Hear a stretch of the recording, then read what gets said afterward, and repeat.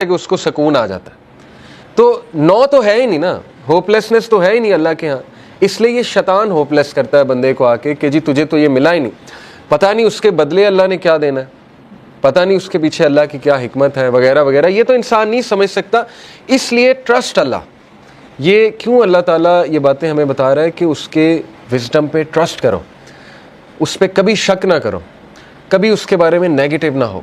और अंबिया के बारे में भी हमें यही पता लगता है, कभी नेगेटिव नहीं अल्लाह के बारे में।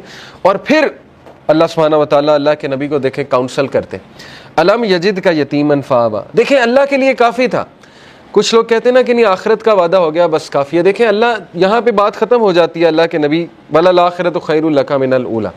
आगे अल्लाह दलील दे रहा है, अल्लाह के नबी को दलील दे रहा है। दलील क्या है कि अलम यजिद का यतीमन फावा, क्या नहीं उसने तुझे यतीम पाया और तेरी हिफाजत नहीं की। देख लें अल्लाह के नबी सल्लल्लाहु अलैहि वसल्लम को अकेला छोड़ा अल्लाह ने कभी, ऐसे मतलब सोचें मुशरिक थे अबू तालिब, लेकिन इसके बावजूद कूट कूट के दिल में मोहब्बत भरी हुई थी अपने भतीजे के लिए, और जान देने के लिए तैयार थे अपने भतीजे के लिए। इतने लॉयल थे कि शिबे अबी तालिब में पूरे बनु हाशिम को कहते हैं हम चले जाएंगे, मतलब इसकी खातिर इस्लाम कबूल नहीं किया, लेकिन मोहब्बत इतनी थी कि बस इसकी खातिर हम वहाँ भी चले जाएंगे। फिर देखें अब्दुल मुत्तलिब ने पहले हिफाजत की, उसके बाद अबू तालिब ने हिफाजत की, उसके बाद हज़रत खतीजा जैसी वाइफ दे दी, ठीक है ना, सपोर्ट के लिए। हर मौके पे अल्लाह ने बंदे दिए उन्हें, और ऐसे बंदे दिए कि आप सोच नहीं सकते, ऐसी सपोर्ट दी है, तकवीत मिलती थी अल्लाह के नबी सल्लल्लाहु अलैहि वसल्लम को। वाबा जदा का ज़ॉल्लन फहदा and he found you unaware and he guided you. और अल्लाह के नबी सल्लल्लाहु अलैहि वसल्लम कहा जा रहा है कि तुम्हारे सीने पर एक बोझ था। ये देखें ना, ये अगली ही जो इससे सूरत है, सूरह इंशिरा, अलम नशरह लका सदरक व वज़अना अन्का विज़रक अल्लज़ी अन्क़ज़ ज़हरक व रफ़अना लका ज़िक्रक।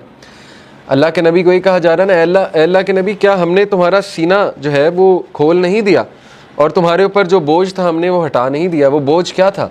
अल्लाह के नबी अपने लोगों के बारे में परेशान होते थे, सोचते थे इनका क्या बनेगा, लेकिन उनके पास कोई मैकेनिज़्म नहीं था, कहाँ से शुरू करूँ, कैसे ठीक करूँ, हालात कैसे ठीक होंगे। ये सवाल इतना इम्पोर्टेंट सवाल है ना आपकी ज़िंदगी में कि मैं कहाँ से शुरू करूँ। हर एक को ये होता है मैं कहाँ से शुरू करूँ। तो अल्लाह ताला कह रहा है कि क्या अल्लाह ने तुम्हारी ये प्रॉब्लम हल नहीं कर दी? तुम अनअवेयर थे, तुम सोचते थे कहाँ से शुरू किया जाए, तो देखो अल्लाह ने पूरा मैकेनिज़्म तुम्हें भेज दिया, और तुम्हें वो जिम्मेदारी दे दी है कि तुम अब दूसरों के लिए होप हो, और तुम दूसरों के लिए एक मैसेंजर हो, और तुम दूसरों के लिए एक जो है वो लाइट हो। तो इसलिए ये हमें भी मैसेज है कि होपलेस नहीं होना है किसी भी स्टेट में, किसी भी कंडीशन में। अल्लाह ताला कुछ ना कुछ नेमो बदल आपको देगा, इम्पॉसिबल है, खाली हाथ नहीं छोड़ता अल्लाह, ये बात याद रखें, ठीक है। ये अल्लाह के बारे में आप 100% श्योर हो जाएं ये इस सूरत के मुताबिक। तो बहरहाल ववजदका आइलन फअगना, और उसने तुम्हें पुअर पाया और तुम्हें रिच बनाया, and he found you poor and made you rich. इसके बारे में रसूलुल्लाह सल्लल्लाहु अलैहि वसल्लम ने कहा है कि रिचनेस इज़ नॉट दी कसरत ऑफ माल, कसरत माल जो है वो रिचनेस नहीं है, बल्कि गिना, दिल का गिना जो है वो रिचनेस है, दिल राज़ी होना चाहिए। तो देखें जो मैकेनिज़्म दिया अल्लाह के नबी को, उससे एक तो अल्लाह ने उनको रिचनेस ऑफ द हार्ट दी, रिचनेस ऑफ द सोल दी, ज़िक्र दिया, बताया मुझे कैसे पुकारो। और देखें अल्लाह के नबी के थ्रू हमें अल्लाह ने क्या क्या दिया। आपको कोई लर्न करने की ज़रूरत नहीं, खुद से दुआ, अल्लाह के नबी की दुआएं मौजूद हैं, उन दुआओं पे कभी गौर करें, उनके अल्फाज पे कभी गौर करें। अल्लाह ताला ने नबियों की दुआएं आपको बता दी कि किस तरह से उन्होंने पुकारा, किस तरह से निदा लगाई। अल्लाह ने अपने एट्रीब्यूट्स बता दिए आपको, या हय्यू या कय्यूम। कभी आप सिर्फ इस पर ही सोच लेना कि एक हिंदू के साथ अपने आप को कंपेयर कर लें, एक ऐसे इंसान के साथ जिसके पास अल्लाह का सही कॉन्सेप्ट नहीं है, तो आप सोच लें आप कितने लकी हैं।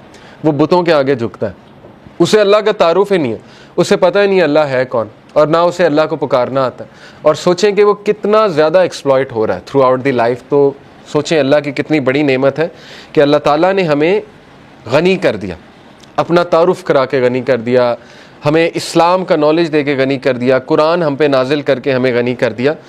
फ़अम्मल यतीमा फ़ला तक़हर, ये इसका आखिरी पैसेज है, अभी हम लेसन लखज करते हैं। Therefore treat not the orphan with operation, बहुत पावरफुल टिप है और ये बड़ा ज़बरदस्त लेसन है सूरह ज़ुहा में कि जब तुम खुद पेन में हो ना, तो उस पेन को तुम रिलीव कैसे करोगे। ये साइंटिफिकली प्रूवन है, दूसरों की पेन आसान करके। ये है सबसे बड़ी बात, ये है जो बंदा खुद पेन में होता है ना, वो फिर दूसरों की बड़ी ज़बरदस्त मदद करता है।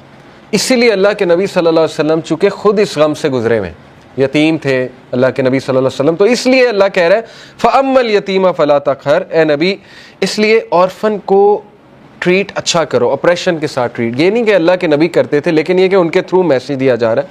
वअम्मस साइला फ़ला तनहर and repels not the one who ask, इसीलिए अल्लाह के नबी से जब भी कोई कुछ मांगता था आज तक इनकार नहीं किया ही नहीं कभी इनकार अल्लाह के नबी सल्लल्लाहु अलैहि वसल्लम ने।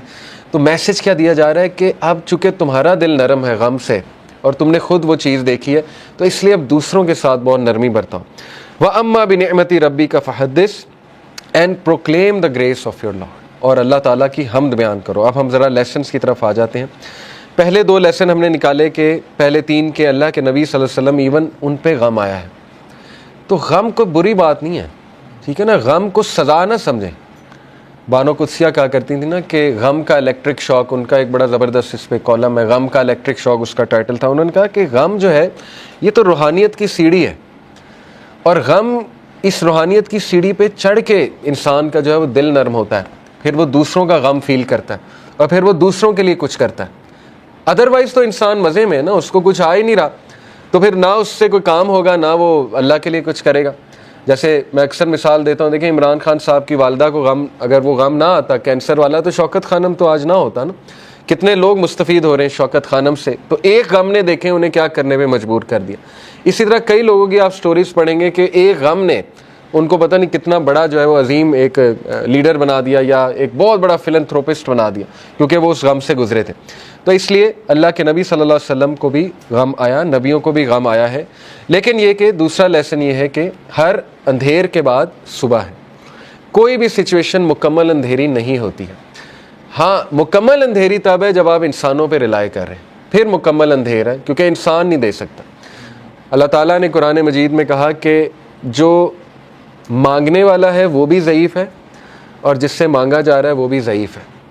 ज़ुफ़्फ़ुत तालिबु वल मतलूब, आई थिंक ये आयत है। इससे क्या आपको पता है कितना पावरफुल लेसन इससे मिलता है कि अल्लाह ने मिसाल दी कि जो मुशरिक है ना, जो जिससे वो मांग रहा है, जिस शिरक कर रहा है, वो इतनी वीक चीज़ है कि पहली तो बात वो उसे दे नहीं सकता, और जो मांगने वाला है वो भी वीक है। इसका ऑपोजिट क्या है? उलमाए कराम आपको पता है कहते हैं कि इसका ऑपोजिट क्या है?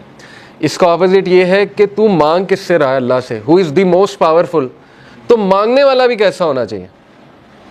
अगर वहाँ था कि मांगने वाला ज़ईफ़ है और जिससे मांगा जा रहा है